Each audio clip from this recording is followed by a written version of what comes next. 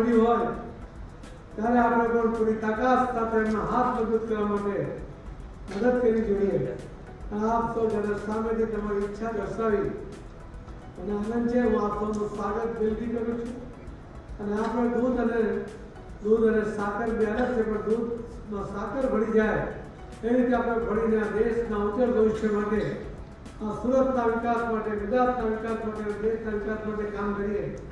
ગુજરાતના આદરણીય મુખ્યમંત્રી શ્રી અનેક યોજનાઓ દ્વારા એ પણ લોકોને મદદ કરવાનો પ્રયત્ન કરે છે. ડબલ એન્જિનની સરકારની વાત કરતા હોય છે.